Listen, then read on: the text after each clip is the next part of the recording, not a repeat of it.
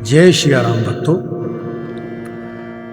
श्रोतागणों एवं भक्तगणों, मैं आपके समक्ष वाल्मीकि रामायण का पाठ करूंगा और भगवान श्री राम से प्रार्थना करूंगा कि आप सभी को वाल्मीकि रामायण के पाठ का फल प्राप्त हो। बोलो श्यावर रामचंद्र की जय। श्री रामचंद्र जी समस्त संसार को शरण देने वाले हैं। श्री राम के बिना दूसरी कौन सी गति है। श्री राम कलयुग के समस्त दोषों को नष्ट कर देते हैं। अतः श्री रामचंद्र जी को नमस्कार करना चाहिए। श्री राम से काल रूपी भयंकर सर्प भी डरता है। जगत का सब कुछ भगवान श्री राम के वश में है। श्री राम में मेरी अखंड भक्ति बनी रहे। हे राम, आप ही मेरे आधार हैं। चित्रकूट में निवास करने वाले भगवती लक्ष्मी के आनंद निकेतन और भक्तों को अभय देने वाले परमानंद स्वरूप भगवान श्री रामचंद्र जी को मैं नमस्कार करता हूँ। संपूर्ण जगत के अभीष्ट मनोरथों को सिद्ध करने वाले ब्रह्मा, विष्णु और महेश आदि देवता जिनके अभिन्न अंश मात्र हैं, उन परम विशुद्ध सच्चिदानंदमय परमात्मा देव श्री रामचंद्र जी को मैं नमस्कार करता हूँ तथा उन्हीं के भजन चिंतन में मन लगाता हूँ। ऋषियों ने कहा, भगवान आप विद्वान हैं, ज्ञानी हैं। हमने जो कुछ पूछा था वह सब आपने हमें भली भांति बताया है। संसार बंधन में बंधे हुए जीवों के दुख बहुत हैं। इस संसार बंधन का उच्छेद करने वाला कौन है? आपने कहा है कि कलयुग में वेदोक्त मार्ग नष्ट हो जाएंगे। अधर्म परायण पुरुषों को प्राप्त होने वाली यातनाओं का भी आपने वर्णन किया है। घोर कलयुग आने पर जब वेदोक्त मार्ग लुप्त हो जाएंगे, उस समय पाखंड फैल जाएगा। यह बात प्रसिद्ध है। प्राय सभी लोगों ने ऐसी बात कही है। कलयुग के सभी लोग काम वेदना से पीड़ित, नाटे शरीर के और लोभी होंगे तथा धर्म और ईश्वर का आश्रय छोड़कर आपस में एक दूसरे पर ही निर्भर रहने वाले होंगे। प्राय सभी लोग थोड़ी आयु और अधिक संतान वाले होंगे। उस युग की स्त्रियां अपने ही शरीर के पोषण में तत्पर और वैश्याओं के समान आचरण में प्रवृत्त होंगी। वे अपने पति की आज्ञा का अनादर करके सदा दूसरों के घर जाया आया करेंगे। दुराचारी पुरुषों से मिलने की सदैव अभिलाषा करेंगे। उत्तम कुल की स्त्रियां भी पर पुरुषों के निकट ओछी बातें करने वाली होंगी। कठोर और असत्य बोलेंगी तथा शरीर को शुद्ध और सुसंस्कृत बनाए रखने के सद्गुणों से वंचित होंगी। कलयुग में अधिकांश स्त्रियां वाचाल होंगी। भिक्षा से जीवन निर्वाह करने वाले सन्यासी भी मित्र आदि के स्नेह बंधन में बंधे रहने वाले होंगे। वे भोजन के लिए चिंतित होने के कारण लोभवश शिष्यों का संग्रह करेंगे। स्त्रियां दोनों हाथों से सिर खुजलाती हुई गृहपति की आज्ञा का जानबूझकर उल्लंघन करेंगी। जब ब्राह्मण पाखंडी लोगों के साथ रहकर पाखंडपूर्ण बात करने लगें, तब जानना चाहिए कि कलयुग खूब बढ़ गया है। ब्राह्मण इस प्रकार घोर कलयुग आने पर सदा पाप परायण रहने के कारण जिनका अंतःकरण शुद्ध नहीं हो सकेगा, उन लोगों की मुक्ति कैसे होगी? धर्मात्माओं में श्रेष्ठ सर्वज्ञ सूत जी, देवाधिदेव देवेश्वर जगत गुरु भगवान श्री रामचंद्र जी जिस प्रकार संतुष्ट हों, वह उपाय हमें बताइए। मुनि श्रेष्ठ सूत जी, इन सारी बातों पर आप पूर्ण रूप से प्रकाश डालिए। आपके वचनामृत का पान करने से किसको संतोष नहीं होता है? सूत जी कहते हैं, मुनिवर आप सब लोग सुनिए। आपको जो सुनना अभिष्ट है वह मैं बतलाता हूँ। महात्मा नारद जी ने सनत कुमार को जिस रामायण नामक महाकाव्य का गान सुनाया था, वह समस्त पापों का नाश और दुष्ट ग्रहों की बाधा का निवारण करने वाला है। वह संपूर्ण वेदार्थों की सम्मति के अनुकूल है। उससे समस्त दुस्वप्नों का नाश हो जाता है। वह धन्यवाद के योग्य तथा भोग और मोक्ष रूप फल प्रदान करने वाला है। उसमें भगवान श्री रामचंद्र जी की लीला कथा का वर्णन है। वह काव्य अपने पाठक और श्रोताओं के लिए समस्त कल्याणमयी सिद्धियों को देने वाला है। धर्म, अर्थ, काम और मोक्ष, इन चारों पुरुषार्थों का साधक है, महान फल देने वाला है। यह अपूर्व काव्य पुण्यमय फल प्रदान करने की शक्ति रखता है। आप लोग एकाग्रचित होकर इसे श्रवण करें। महान पातकों अथवा संपूर्ण उपपातकों से युक्त मनुष्य भी उस ऋषि प्रणीत दिव्य काव्य का श्रवण करने से शुद्धि प्राप्त कर लेता है। संपूर्ण जगत के हित साधन में लगे रहने वाले जो मनुष्य सदा रामायण के अनुसार बर्ताव करते हैं, वे ही संपूर्ण शास्त्रों के मर्म को समझने वाले और कृतार्थ हैं। विप्रवरों, रामायण धर्म, अर्थ, काम और मोक्ष का साधन तथा परम अमृत रूप है। अतः सदा भक्ति भाव से उसका श्रवण करना चाहिए।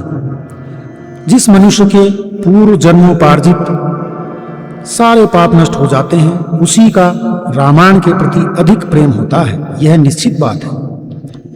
जो पाप के बंधन में जकड़ा हुआ है, वह रामायण की कथा आरंभ होने पर उसकी अवहेलना करके दूसरी निम्न कोटि की बातों में फंस जाता है। उन असत गाथाओं में अपनी बुद्धि के आसक्त होने के कारण वह तदनुरूप ही बर्ताव करने लगता है। इसलिए द्विजेंद्रगण, आप लोग रामायण नामक परम पुण्यदायक उत्तम काव्य का श्रवण करें, जिसके सुनने से जन्म, जरा और मृत्यु के भय का नाश हो जाता है और श्रवण करने वाला मनुष्य पाप दोष से रहित हो अच्युत स्वरूप हो जाता है। रामायण काव्य अत्यंत उत्तम, वर्णीय और मनोवांछित वर देने वाला है। वह उसका पाठ और श्रवण करने वाले समस्त जगत को शीघ्र ही संसार सागर से पार कर देता है। उस आदि काव्य को सुनकर मनुष्य श्री रामचंद्र जी के परम पद को प्राप्त कर लेता है।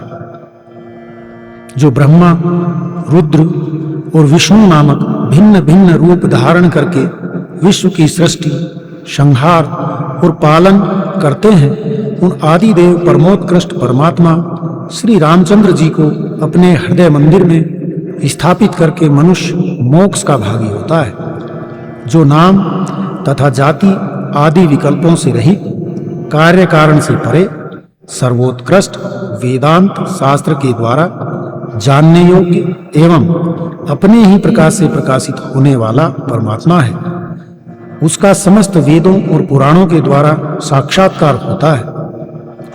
विप्रवरों, कार्तिक माघ और चैत्र मास के शुक्ल पक्षों में 9 दिनों में रामायण की अमृतमयी कथा का श्रवण करना चाहिए।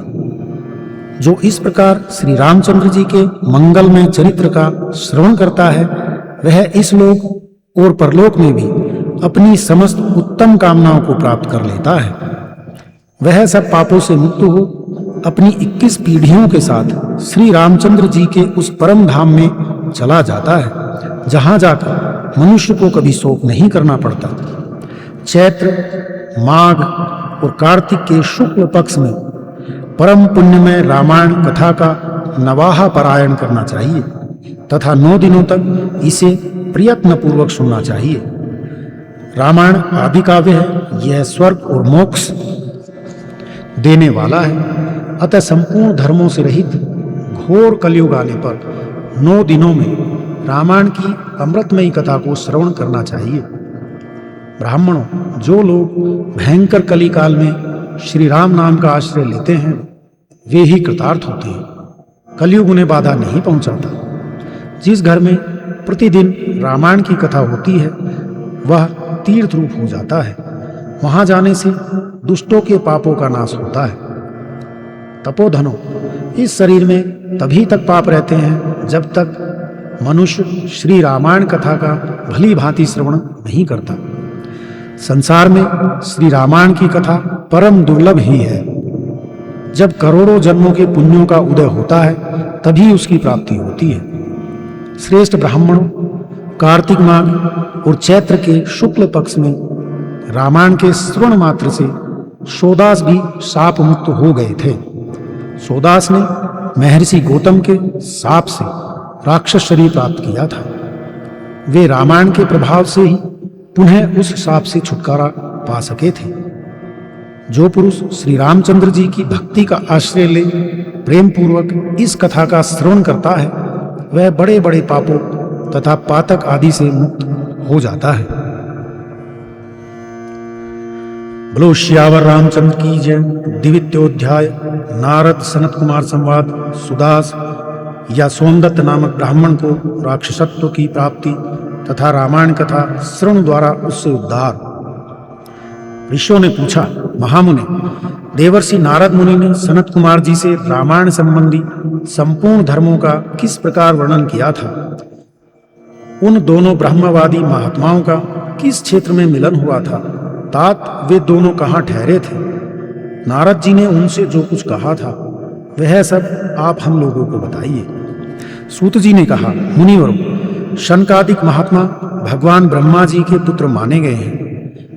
उनमें ममता और अहंकार का तो नाम भी नहीं है। वे सब के सब ऊर्ध्वरेता हैं। मैं आप लोगों से उनके नाम बताता हूँ, सुनिए। सनक, सनंदन, सनत कुमार और सनातन, ये चारों शनकादिक माने गए हैं।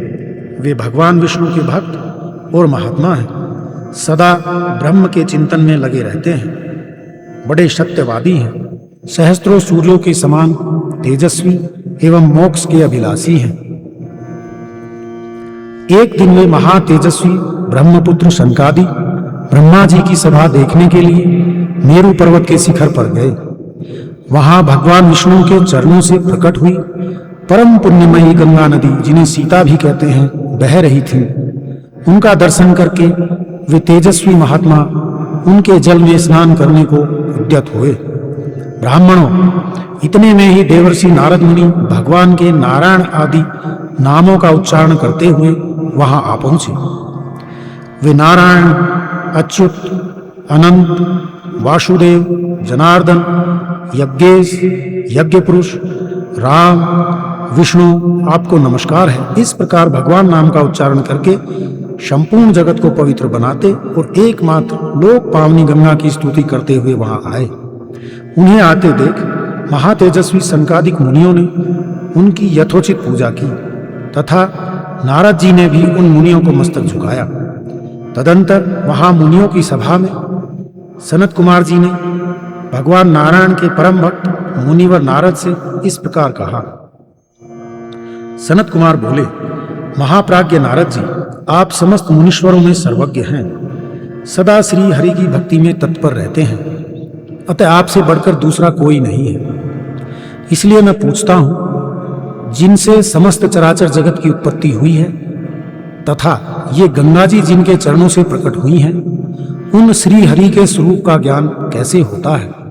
यदि आपकी हम लोगों पर कृपा हो तो हमारे इस प्रश्न का यथार्थ रूप से विवेचन कीजिए। नारद जी ने कहा, जो पर से भी परतर है उन परमदेव श्री राम को नमस्कार है, जिनका निवास स्थान उत्कृष्ट से भी उत्कृष्ट है तथा जो सगुण और निर्गुण रूप हैं, उन श्री राम को मेरा नमस्कार है।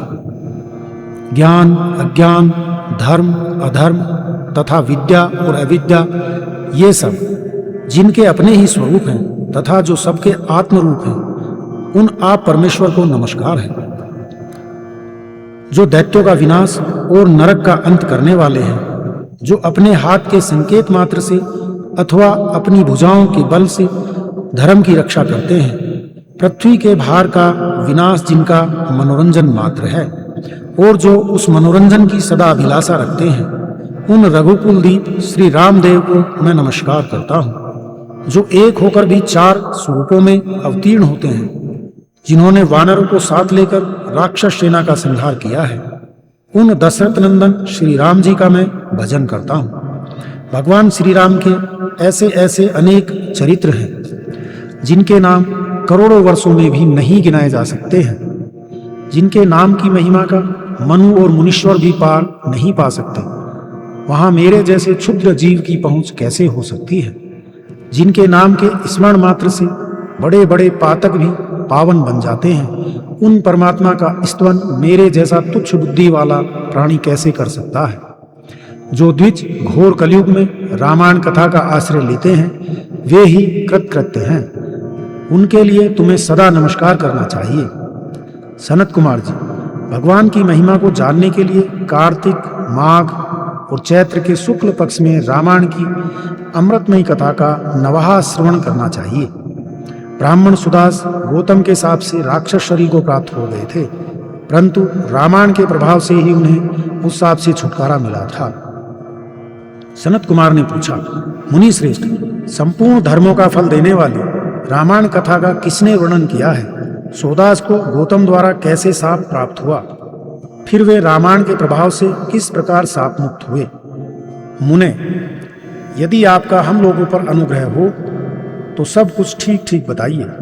इन सारी बातों से हमें अवगत कराइए, क्योंकि भगवान की कथा वक्ता और श्रोता दोनों के पापों का नाश करने वाली है। नारद जी ने कहा, ब्राह्मण, रामायण का प्रादुर्भाव महर्षि वाल्मीकि के मुख से हुआ है, तुम उसी को श्रवण करो। रामायण की अमृतमयी कथा का श्रवण 9 दिनों में करना चाहिए। सतयुग में एक ब्राह्मण थे जिन्हें धर्म कर्म का विशेष ज्ञान था। उनका नाम था सोमदत्त। वे सदा धर्म के पालन में ही तत्पर रहते थे। वे ब्राह्मण सूरदास नाम से भी विख्यात थे। ब्राह्मण ने ब्रह्मवादी गौतम मुनि से गंगा जी के मनोरम तट पर संपूर्ण धर्मों का उपदेश सुना था। गौतम ने पुराणों और शास्त्रों की कथाओं द्वारा उन्हें तत्व का ज्ञान कराया था। सूरदास ने गौतम से उनके बताए हुए संपूर्ण धर्मों का श्रवण किया था। एक दिन की बात है, सूरदास परमेश्वर शिव की आराधना में लगे हुए थे। उसी समय वहां उनके गुरु गौतम जी आ पहुंचे, परंतु सूरदास ने अपने निकट आए हुए गुरु को भी उठकर प्रणाम नहीं किया। परम बुद्धिमान गौतम तेज की निधि थे। वे शिष्य के बर्ताव से रुष्ट न होकर शांत ही बने रहे। उन्हें यह जानकर प्रसन्नता हुई कि मेरा शिष्य सूरदास शास्त्रोक्त कर्मों का अनुष्ठान करता है, किंतु सूरदास ने जिनकी आराधना की थी वे संपूर्ण जगत के गुरु महादेव शिव गुरु की अवहेलना से होने वाले पाप को न सह सके। उन्होंने सूरदास को राक्षस की योनि में जाने का शाप दे दिया। तब विनय कला कोविद ब्राह्मण ने हाथ जोड़कर गौतम से कहा। ब्राह्मण बोले, संपूर्ण धर्मों के ज्ञाता, सर्वदर्शी, सुरेश्वर भगवान, मैंने जो अपराध किया है वह सब आप क्षमा कीजिए। गौतम ने कहा, वत्स, कार्तिक मास के शुक्ल पक्ष में तुम रामायण की अमृतमयी कथा को भक्ति भाव से आदर पूर्वक स्मरण करो। इस कथा को 9 दिनों में सुनना चाहिए। ऐसा करने से यह शाप अधिक दिनों तक नहीं रहेगा, केवल 12 वर्षों तक ही रह सकेगा। ब्राह्मण ने पूछा, रामायण की कथा किसने कही है तथा उसमें किसके चरित्र का वर्णन किया गया है? महामते, यह सब संक्षेप में बताने की कृपा करें। यों कहकर मन ही मन प्रसन्न हो सूरदास ने गुरु के चरणों में प्रणाम किया। गौतम ने कहा, ब्राह्मण सुनो, रामायण काव्य का निर्माण वाल्मीकि मुनि ने किया है। जिन भगवान श्री राम ने अवतार ग्रहण करके रावण आदि राक्षसों का संहार किया और देवताओं का कार्य संवारा था, उन्हीं के चरित्र का रामायण काव्य में वर्णन है। तुम उसी का श्रवण करो। कार्तिक मास के शुक्ल पक्ष में 9वें दिन अर्थात प्रतिपदा से नवमी तक रामायण की कथा सुननी चाहिए। वह समस्त पापों का नाश करने वाली है। ऐसा कहकर पूर्ण काम गौतम ऋषि अपने आश्रम को चले गए। इधर सोमदत्त का दुखमग्न होकर राक्षस शरीर का आश्रय लिया। वे सदा भूख प्यास से पीड़ित तथा क्रोध के वशीभूत रहते थे। उनके शरीर का रंग कृष्ण पक्ष की रात के समान काला था। वे भयानक राक्षस होकर निर्जन वन में भ्रमण करने लगे। वहां वे नाना प्रकार के पशुओं, मनुष्यों, सांप, बिच्छू आदि जंतुओं, पक्षियों और वानरों को बलपूर्वक पकड़कर खा जाते थे। ब्रह्म ऋषियों, उस राक्षस के द्वारा यह पृथ्वी बहुत सी हड्डियों तथा लाल पीले शरीर वाले रक्तपाई प्रेतों से परिपूर्ण हो अत्यंत भयंकर दिखाई देने लगी। 6 महीने में ही 100 योजन विस्तृत भूभाग को अत्यंत दुखित करके वह राक्षस पुनः दूसरे किसी वन में चला गया। वहां भी वह प्रतिदिन नर मांस का भोजन करता रहा। संपूर्ण लोगों के मन में भय उत्पन्न करने वाला वह राक्षस घूमता घामता नर्मदा जी के तट पर जा पहुंचा। इसी समय कोई अत्यंत धर्मात्मा ब्राह्मण उधर आ निकला। उसका जन्म कलिंग देश में हुआ था। लोगों में वह गर्ग नाम से विख्यात था। कंधे पर गंगाजल लिए भगवान विश्वनाथ की स्तुति तथा श्री राम के नामों का गान करता हुआ वह ब्राह्मण बड़े हर्ष और उत्साह में भरकर उस पुण्य प्रदेश में आया था।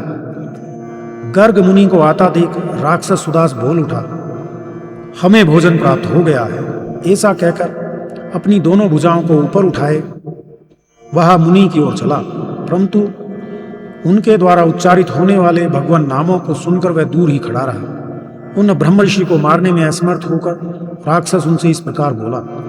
राक्षस ने कहा, यह तो बड़े आश्चर्य की बात है भद्र महाभाग, आप महात्मा को नमस्कार है। आप जो भगवान नामों का स्मरण कर रहे हैं, इतने से ही राक्षस भी दूर भाग जाते हैं। मैंने पहले कोटि सहस्त्र ब्राह्मणों का भक्षण किया है। ब्राह्मण, आपके पास जो नाम रूपी कवच है वही राक्षसों के महान भय से आपकी रक्षा करता है। आपके द्वारा किए गए नाम स्मरण मात्र से हम राक्षसों को भी परम शांति प्राप्त हो गई है। यह भगवान अच्युत की कैसी महिमा है। महाभाग ब्राह्मण, आप श्री राम कथा के प्रभाव से सर्वथा राग आदि दोषों से रहित हो गए हैं।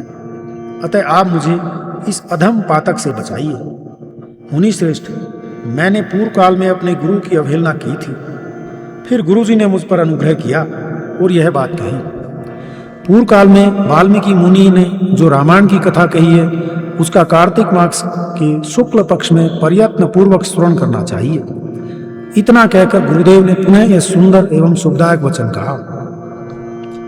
रामायण की अमृतमयी कथा 9 दिनों में सुननी चाहिए। अतः संपूर्ण शास्त्रों के तत्व को जानने वाले महाभाग ब्राह्मण, आप मुझे रामायण कथा सुनाकर इस पाप कर्म से मेरी रक्षा कीजिए। नारद जी कहते हैं, उस समय वहां राक्षस के मुख से रामायण का परिचय तथा श्री राम के उत्तम महात्म का वर्णन सुनकर द्विज श्रेष्ठ गर्ग आश्चर्यचकित हो उठे। श्री राम का नाम ही उनके जीवन का अवलंब था। वे ब्राह्मण देवता उस राक्षस के प्रति दया से द्रवित हो गए और सुदामा से इस प्रकार बोले। ब्राह्मण ने कहा, महाभाग, राक्षस राज, तुम्हारी बुद्धि निर्मल हो गई है। इस समय कार्तिक मास का शुक्ल पक्ष चल रहा है। इसमें रामायण की कथा सुनो। राम भक्ति परायण राक्षस, तुम श्री रामचंद्र जी के महात्म को श्रवण करो। श्री रामचंद्र जी के ध्यान में तत्पर रहने वाले मनुष्यों को बाधा पहुंचाने में कौन समर्थ हो सकता है। जहां श्री राम भक्त हैं वहां ब्रह्मा, विष्णु और शिव विराजमान हैं। वहीं देवता, सिद्ध और रामायण का आश्रय लेने वाले मनुष्य हैं। अतः इस कार्तिक मास के शुक्ल पक्ष में तुम रामायण की कथा सुनो। 9 दिनों तक इस कथा को सुनने का विधान है। अतः तुम सदा सावधान रहो। ऐसा कहकर गर्ग मुनि ने उसे रामायण की कथा सुनाई। कथा सुनते ही उसका राक्षसत्व दूर हो गया। राक्षस भाव का परित्याग करके वह देवताओं के समान सुंदर, करोड़ों सूर्यों के समान तेजस्वी और भगवान नारायण के समान कांतिमान हो गया। अपनी 4 भुजाओं में शंख, चक्र, गदा और पद्म लिए वह श्री हरि के बैकुंठ धाम में चला गया। ब्राह्मण गर्ग मुनि की भूरी भूरी प्रशंसा करता हुआ वह भगवान के उत्तम धामों में जा पहुंचा। नारद जी कहते हैं, विप्रवरो, अतः आप लोग भी रामायण की अमृतमयी कथा सुनिए। इसके श्रवण की सदा ही महिमा है, किंतु कार्तिक मास में विशेष बताई गई है। रामायण के नाम का स्मरण करने से ही मनुष्य करोड़ों महापातकों तथा समस्त पापों से मुक्त हो परम गति को प्राप्त होता है। मनुष्य रामायण इस नाम का एक बार भी उच्चारण करता है तभी वह समस्त पापों से मुक्त हो जाता है और अंत में भगवान विष्णु के लोक में चला जाता है। जो मनुष्य सदा भक्ति भाव से रामायण कथा को पढ़ते और सुनते हैं उन्हें गंगा स्नान की अपेक्षा 100 गुना पुण्य फल प्राप्त होता है। बोलो सियावर रामचंद्र की जय। 3 अध्याय। माघ मास में रामायण श्रवण का फल, राजा सुमति और सत्यवती के पूर्व जन्म का इतिहास। सनत कुमार ने कहा, ब्रह्म ऋषि नारद जी, आपने यह अद्भुत इतिहास सुनाया है। अब रामायण के महात्म का पुनः विस्तार पूर्वक वर्णन कीजिए। मुने, आपके वचनामृत से किसको संतोष नहीं होगा। नारद जी ने कहा, महात्माओं, आप सब लोग निश्चय ही बड़े भाग्यशाली और कृतकृत्य हैं, इसमें संशय नहीं है, क्योंकि आप भक्ति भाव से भगवान श्री राम की महिमा सुनने के लिए उद्यत हुए हैं। ब्रह्मवादी मुनियों ने भगवान श्री राम के महात्म का श्रवण पुण्यात्मा पुरुषों के लिए ही परम दुर्लभ बताया है। महर्षि, अब आप लोग एक विचित्र पुरातन इतिहास सुनिए, जो समस्त पापों का निवारण और संपूर्ण रोगों का विनाश करने वाला है। पूर्व काल की बात है, द्वापर में सुमति नाम से प्रसिद्ध एक राजा हो गए हैं। उनका जन्म चंद्रवंश में हुआ था। वे श्री संपन्न और सातों द्वीपों के एकमात्र सम्राट थे। उनका मन सदा धर्म में ही लगा रहता था। वे सत्यवादी तथा सब प्रकार की संपत्तियों से सुशोभित थे। सदा श्री राम कथा के सेवन और श्री राम की ही समाराधना में संलग्न रहते थे। श्री राम की पूजा अर्चा में लगे रहने वाले भक्तों की वे सदा सेवा करते थे। उनमें अहंकार का नाम भी नहीं था। वे पूज्य पुरुषों के पूजन में तत्पर रहने वाले समदर्शी तथा सब गुण संपन्न थे। राजा सुमति समस्त प्राणियों के हितैषी, शांत, कृतज्ञ और यशस्वी थे। उनकी परम सौभाग्यशालिनी पत्नी भी समस्त शुभ लक्षणों से सुशोभित थी। उसका नाम सत्यवती था। वह पतिव्रता थी। पति में ही उसके प्राण बसते थे। वे दोनों पति पत्नी सदा रामायण के ही पढ़ने और सुनने में संलग्न रहते थे। सदा अन्न का दान करते और प्रतिदिन जल दान में प्रवृत्त रहते थे। उन्होंने असंख्य पोखरों, बगीचों और बावड़ियों का निर्माण करवाया। महाभाग राजा सुमति भी सदा रामायण के ही अनुशीलन में लगे रहते थे। वे भक्ति भाव से भावित हो रामायण को ही बाँचते अथवा सुनते थे। इस प्रकार वे धर्मज्ञ नरेश सदा श्री राम की आराधना में ही तत्पर रहते थे। उनकी प्यारी पत्नी सत्यवती भी ऐसी ही थी। देवता भी उन दोनों दंपति की सदा भूरी भूरी प्रशंसा करते थे। एक दिन उन त्रिभुवन विख्यात धर्मात्मा राजा रानी को देखने के लिए विभांडक मुनि अपने बहुत से शिष्यों के साथ वहां आए। मुनिवर विभांडक को आया देख राजा सुमति को बड़ा सुख मिला। वे पूजा की विस्तृत सामग्री साथ में ले पत्नी सहित उनकी अगवानी के लिए गए। जब मुनि का अतिथि सत्कार संपन्न हो गया और वे शांत भाव से आसन पर विराजमान हो गए, उस समय अपने आसन पर बैठे हुए भूपाल ने मुनि से हाथ जोड़कर कहा। राजा बोले, भगवान, आज आपके शुभागमन से मैं कृतार्थ हो गया, क्योंकि श्रेष्ठ पुरुष संतों के आगमन को सुखदायक बताकर उसकी प्रशंसा करते हैं। जहाँ महापुरुषों का प्रेम होता है, वहाँ सारी संपत्तियाँ अपने आप उपस्थित हो जाती हैं। वहाँ तेज, कीर्ति, धन और पुत्र सभी वस्तुएं उपलब्ध होती हैं। ऐसा विद्वान पुरुषों का कथन है। मुने, प्रभु, जहाँ संत महात्मा बड़ी भारी कृपा करते हैं, वहाँ प्रतिदिन कल्याण में साधनों की वृद्धि होती है। ब्राह्मण जो अपने मस्तक पर ब्राह्मणों का चरणोदक धारण करता है, उस पुण्यात्मा पुरुष ने सब तीर्थों में स्नान कर लिया, इसमें संशय नहीं है। शांत स्वरूप महर से मेरे पुत्र, पत्नी तथा सारी संपत्ति आपके चरणों में समर्पित है। आज्ञा दीजिए, हम आपकी क्या सेवा करें। ऐसी बातें कहते हुए राजा सुमति की ओर देखकर मुनीश्वर विभांडक बड़े प्रसन्न हुए और उन्होंने अपने हाथ से राजा का स्पर्श करते हुए कहा। ऋषि बोले, राजन, तुमने जो कुछ कहा है वह सब तुम्हारे कुल के अनुरूप है। जो इस प्रकार विनय से झुक जाते हैं, वे सब लोग परम कल्याण के भागी होते हैं। भूपाल, तुम सन्मार्ग पर चलने वाले हो। मैं तुम पर बहुत प्रसन्न हूँ। महाभाग, तुम्हारा कल्याण हो। मैं तुमसे जो कुछ पूछता हूँ उसे बताओ। यद्यपि भगवान श्रीहरि को संतुष्ट करने वाले बहुत से पुराण भी थे जिनका तुम पाठ कर सकते थे, तथापि इस माघ मास में सब प्रकार से प्रयत्नशील होकर तुम जो रामायण के पारायण में लगे हुए हो तथा तुम्हारी यह साध्वी पत्नी भी सदा जो श्री राम जी की ही आराधना में रत रहती है, इसका क्या कारण है? यह वृतांत यथावत रूप से मुझे बताओ। राजा ने कहा, भगवान, सुनिए, आप जो कुछ पूछते हैं वह सब मैं बता रहा हूँ। मुने, हम दोनों का चरित्र संपूर्ण जगत के लिए आश्चर्यजनक है। साधु शिरोमणि, पूर्व जन्म में मैं मालती नामक शूद्र था। सदा कुमार पर ही चलता और सब लोगों के अहित साधन में ही संलग्न रहता था। दूसरों की चुगली खाने वाला, धर्मद्रोही, देवता संबंधी द्रव्य का अपहरण करने वाला तथा महापातकियों के संसर्ग में रहने वाला था। मैं देव संपत्ति से ही जीविका चलाता था। गोहत्या, ब्राह्मण हत्या और चोरी करना यही अपना धंधा था। मैं सदा दूसरे प्राणियों की हिंसा में ही लगा रहता था। प्रतिदिन दूसरों से कठोर बातें बोलता, पाप करता और वेश्याओं में आसक्त रहता था। इस प्रकार कुछ काल तक घर में रहा। फिर बड़े लोगों की आज्ञा का उल्लंघन करने के कारण मेरे सभी भाई बंधुओं ने मुझे त्याग दिया और मैं दुखी होकर वन में चला आया। वहां प्रतिदिन मृगों का मांस खाकर रहता था और कांटे आदि बिछाकर लोगों के आने जाने का मार्ग अवरुद्ध कर देता था। इस तरह अकेला बहुत दुख भोगता हुआ मैं उस निर्जन वन में रहने लगा। एक दिन की बात है, मैं भूखा प्यासा, थका मांदा, निद्रा से झूमता हुआ एक निर्जन वन में आया। वहां दैव योग से वशिष्ठ जी के आश्रम पर मेरी दृष्टि पड़ी।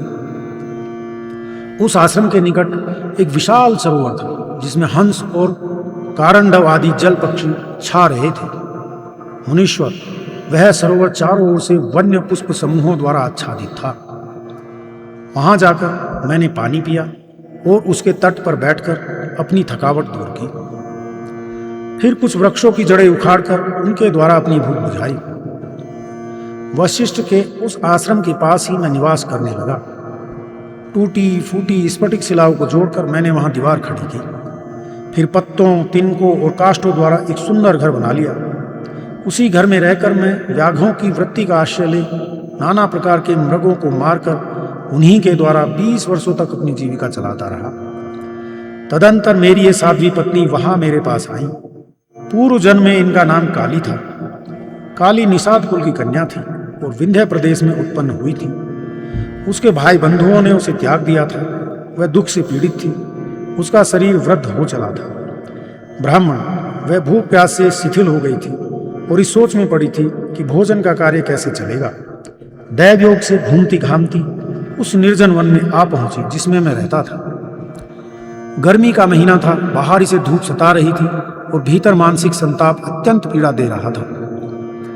इस दुखनी नारी को देखकर मेरे मन में बड़ी दया आई। मैंने इसे पीने के लिए जल तथा खाने के लिए मांस और जंगली फल दिए। ब्राह्मण, काली जब विश्राम कर चुकी तब मैंने उससे उसका यथावत वृत्तांत पूछा। महामुने, मेरे पूछने पर उसने जो अपने जन्म कर्म निवेदन किए थे उन्हें बताता हूं, सुनिए। उसका नाम काली था और वह निषाद कुल की कन्या थी। विद्वान उसके पिता का नाम दाम्भिक, वह उसकी पुत्री थी और विंध्य पर्वत पर निवास करती थी। सदा दूसरों का धन चुराना और चुगली खाना ही उसका काम था। एक दिन उसने अपने पति की हत्या कर डाली, इसलिए भाई बंधुओं ने उसे घर से निकाल दिया। ब्राह्मण, इस तरह परित्यक्ता काली उस दुर्गम एवं निर्जन वन में मेरे पास आई थी। उसने अपनी सारी करतूतें मुझे इसी रूप में बताई थी। मुने, तब वशिष्ठ जी के उस पवित्र आश्रम के निकट मैं और काली दोनों पति पत्नी का संबंध स्वीकार करके रहने और मांसाहार से ही जीवन निर्वाह करने लगे। एक दिन हम दोनों जीविका के निमित्त कुछ उद्यम करने के लिए वहां वशिष्ठ जी के आश्रम पर गए। महात्मन, वहां देवर्षियों का समाज जुटा हुआ था। वहीं देखकर हम लोग उधर गए थे। वहां माघ मास में प्रतिदिन ब्राह्मण लोग रामायण का पाठ करते दिखाई देते थे। उस समय हम लोग निराहार थे और पुरुषार्थ करने में समर्थ होकर भी भूख प्यास से कष्ट पा रहे थे। अतः बिना इच्छा के ही वशिष्ठ जी के आश्रम पर चले गए थे। फिर लगातार 9 दिनों तक भक्तिपूर्वक रामायण की कथा सुनने के लिए हम दोनों वहां जाते रहे। मुने, उसी समय हम दोनों की मृत्यु हो गई। हमारे उस कर्म से भगवान मधुसूदन का मन प्रसन्न हो गया था। अतः उन्होंने हमें ले आने के लिए दूत भेजे। वे दूत हम दोनों को विमान में बैठाकर भगवान के परम पद में ले गए। हम दोनों देवाधिदेव चक्रपाणी के निकट जा पहुंचे। वहां हमने जितने समय तक बड़े बड़े भोग भोगे वह बता रहे हैं, सुनिए। कोटि सहस्त्र कोटि सत युगों तक श्री राम धाम में निवास करके हम लोग ब्रह्मलोक में आए। वहां भी उतने ही समय तक रहकर हम इंद्रलोक में आ गए। मुनि श्रेष्ठ, इंद्रलोक में भी उतने ही काल तक परम उत्तम भोग भोगने के पश्चात हम क्रम से इस पृथ्वी पर आए हैं। यहां भी रामायण के प्रसाद से हमें अतुल संपत्ति प्राप्त हुई है। मुने, अनिच्छा से रामायण का श्रवण करने पर भी हमें ऐसा फल प्राप्त हुआ है। धर्मात्मा, यदि 9 दिनों तक भक्ति भाव से रामायण की अमृतमयी कथा सुनी जाए तो वह जन्म, जरा और मृत्यु का नाश करने वाली होती है। विप्रवर, सुनिए, विवश होकर भी जो कर्म किया जाता है वह रामायण के प्रसाद से परम महान फल प्रदान करता है। नारद जी कहते हैं, यह सब सुनकर मुनीश्वर विभांडक और राजा सुमति का अभिनंदन करके अपने तपोवन को चले गए। विप्रवरो, अतः आप लोग देवाधिदेव चक्रपाणी भगवान श्री हरि की कथा सुनिए। रामायण कथा कामधेनु के समान अभीष्ट फल देने वाली बताई गई है। माघ मास के शुक्ल पक्ष में प्रयत्न पूर्वक रामायण की नवाहन कथा सुननी चाहिए। वह संपूर्ण धर्मों का फल प्रदान करने वाली है। यह पवित्र आख्यान समस्त पापों का नाश करने वाला है। जो इसे बाँचता अथवा सुनता है वह भगवान श्री राम का भक्त होता है। बोलो श्यावर रामचंद्र की जय। चतुर्थ अध्याय, चैत्र मास में रामायण के पठन और श्रवण का महत्तम। कलिक नामक व्याग और उतंक मुनि की कथा। नारद जी कहते हैं, महर्षियों, अब मैं रामायण के पाठ और श्रवण के लिए उपयोगी दूसरे मास का वर्णन करता हूँ। एकाग्रचित होकर सुनो। रामायण का महात्मा समस्त पापों को हर लेने वाला, पुण्यजनक तथा संपूर्ण दुखों का निवारण करने वाला है।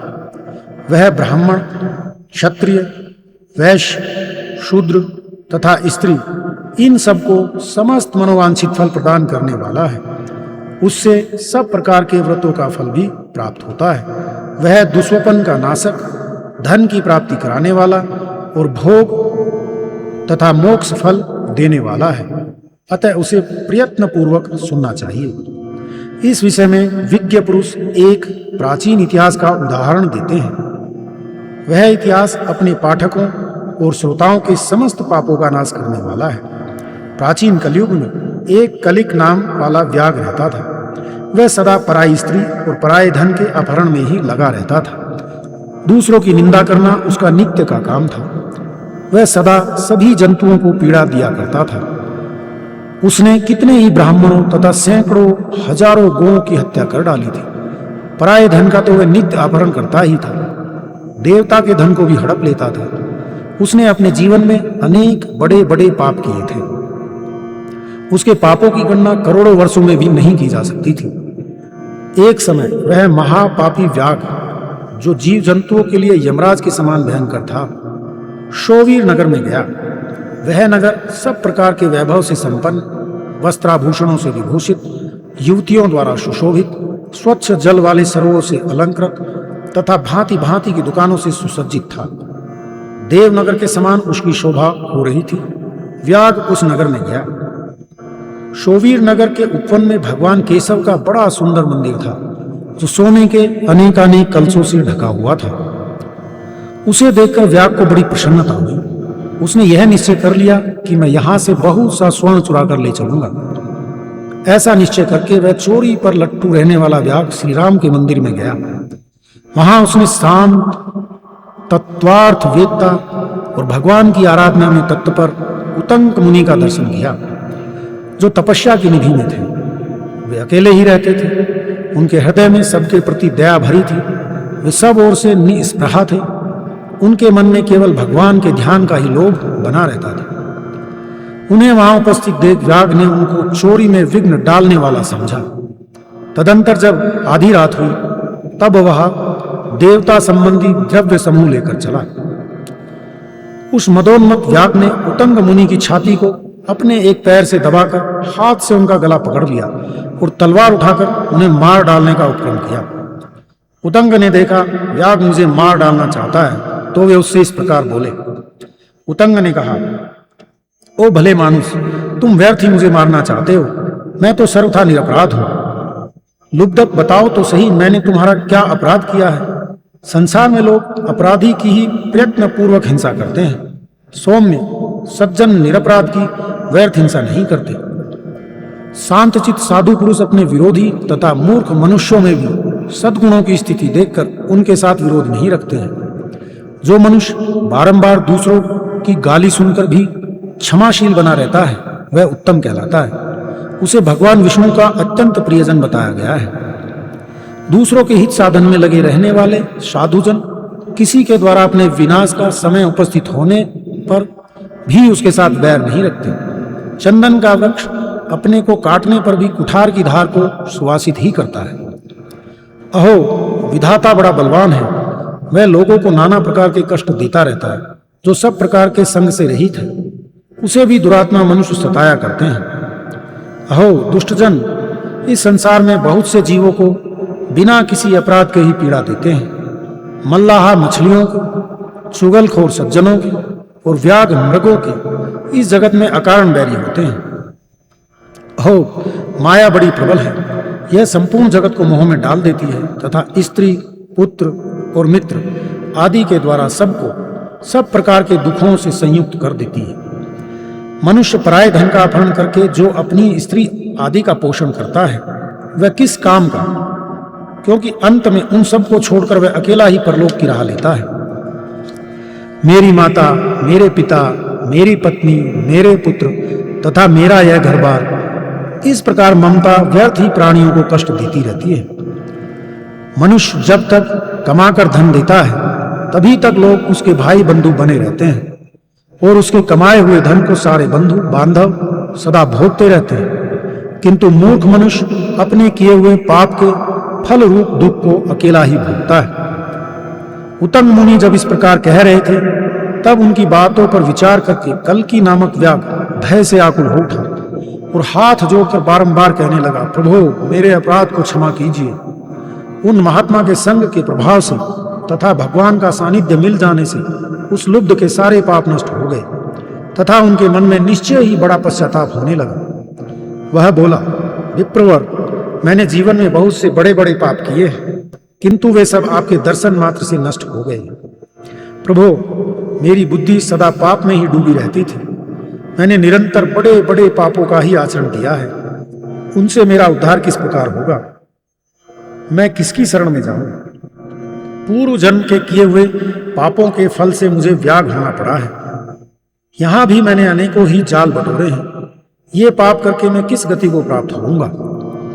महामना कल्कि की यह बात सुनकर ब्रह्म ऋषि उतंक इस प्रकार बोले। उतंक ने कहा, महामते व्याघ्र, तुम धन्य हो, धन्य हो। तुम्हारी बुद्धि बड़ी निर्मल और उज्जवल है, क्योंकि तुम संसार संबंधी दुखों के नाश का उपाय जानना चाहते हो। चैत्र मास के शुक्ल पक्ष में तुम भक्ति भाव से आदर पूर्वक रामायण की नवाह कथा सुननी चाहिए। उसके श्रवण मात्र से मनुष्य समस्त पापों से छुटकारा पा जाता है। उस समय कल्कि व्याघ्र के सारे पाप नष्ट हो गए। वह रामायण की कथा सुनकर तत्काल मृत्यु को प्राप्त हो गया। व्याघ्र को धरती पर पड़ा हुआ देख दयालु उत्तंग मुनि बड़े विस्मित हुए। फिर उन्होंने भगवान कमलापति का स्तवन किया। रामायण की कथा सुनकर निष्पाप हुआ व्याघ्र दिव्य विमान पर आरूढ़ हो उत्तंग मुनि से इस प्रकार बोला, विद्वन, आपके प्रसाद से मैं महापातकों के संकट से मुक्त हो गया, अतः मैं आपके चरणों में प्रणाम करता हूं। मैंने जो किया है मेरे उस अपराध को आप क्षमा कीजिए। सूत जी कहते हैं, ऐसा कहकर कल्कि ने मुनि श्रेष्ठ उत्तंग पर देव कुसुमों की वर्षा की और 3 बार उनकी परिक्रमा करके उन्हें बारंबार नमस्कार किया। तत्पश्चात अप्सराओं से भरे हुए संपूर्ण मनोवांछित भोगों से संपन्न विमान पर आरूढ़ हो वह श्री हरि के परम धाम में जा पहुंचा।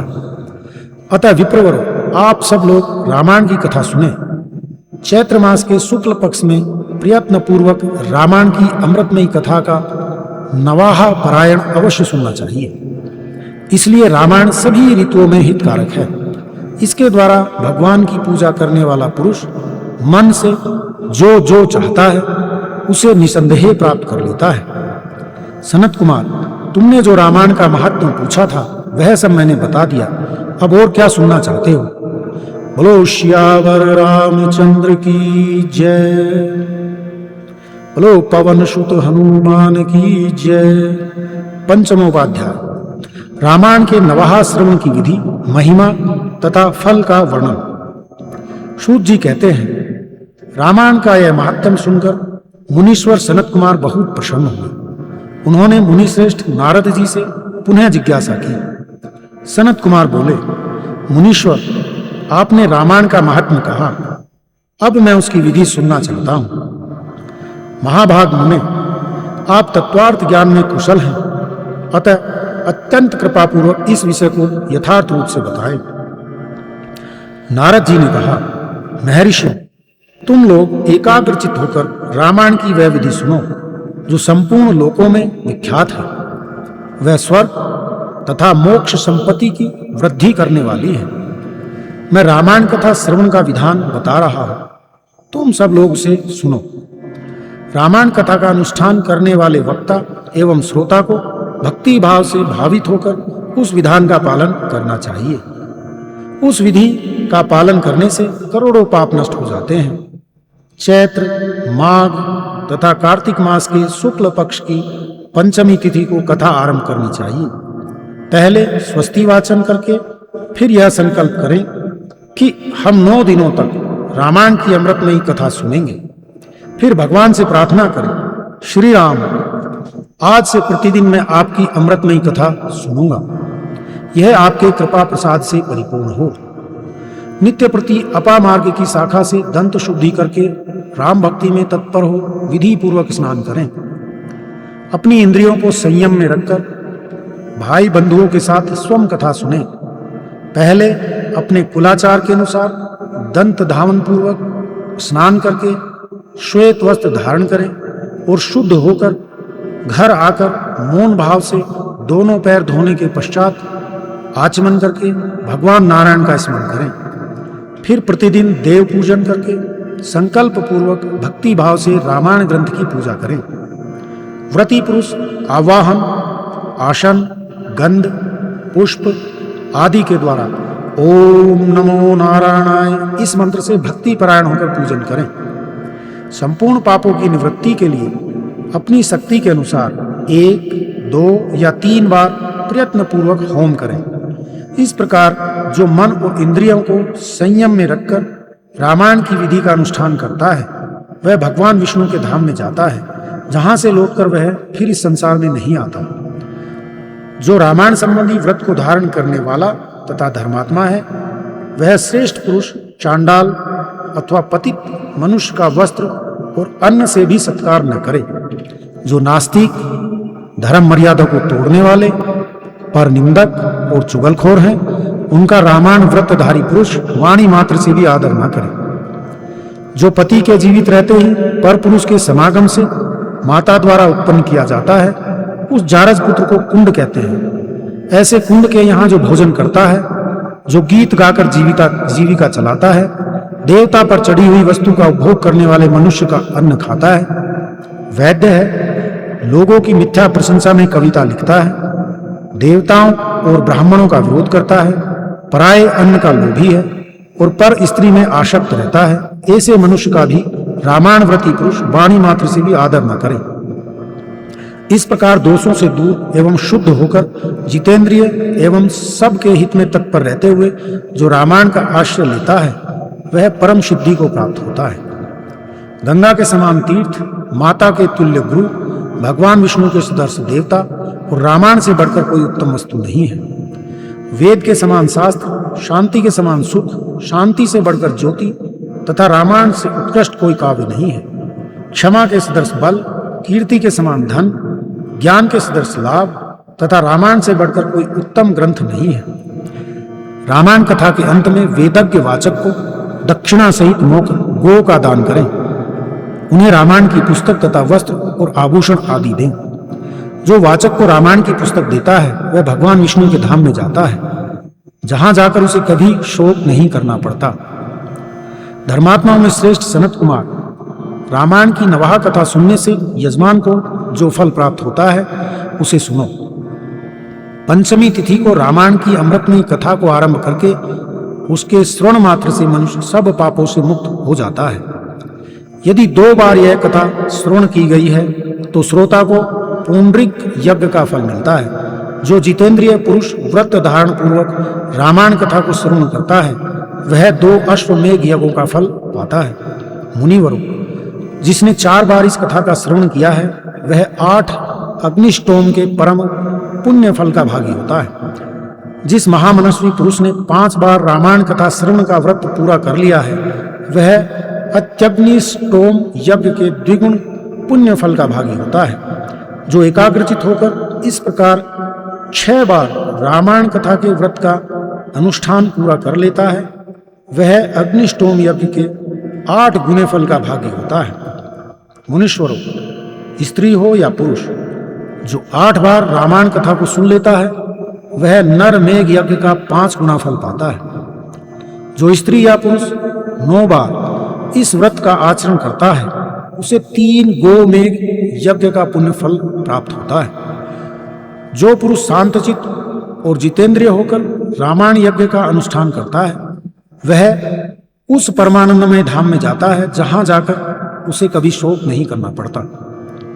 जो प्रतिदिन रामायण का पाठ अथवा श्रवण करता है, गंगा नहाता है और धर्म मार्ग का उपदेश देता है, ऐसे लोग संसार सागर से मुक्त ही है, इसमें संशय नहीं है। महात्माओं, यतियों, ब्रह्मचारियों तथा प्रवीरों को भी रामायण की नवाह कथा सुननी चाहिए। राम कथा को अत्यंत भक्तिपूर्वक सुनकर मनुष्य महान तेज से उद्दीप्त हो उठता है और ब्रह्मलोक में जाकर वही आनंद का अनुभव करता है। इसलिए विपेंद्रगण, आप लोग रामायण की अमृतमयी कथा सुनिए।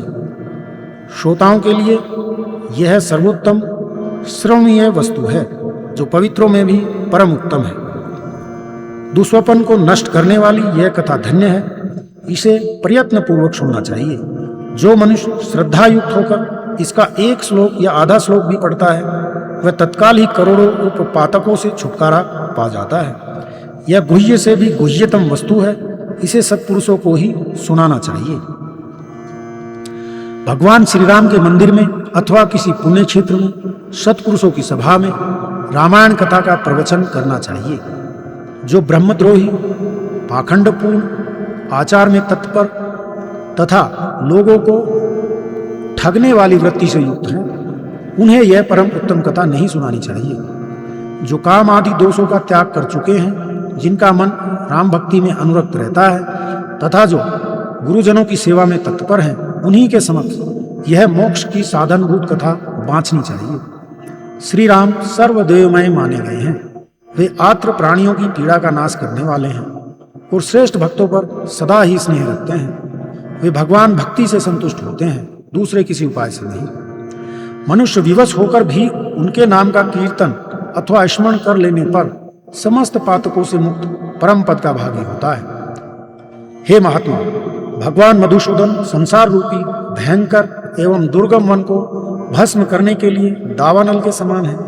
वे अपना स्मरण करने वाले मनुष्यों के समस्त पापों का शीघ्र ही नाश कर देते हैं।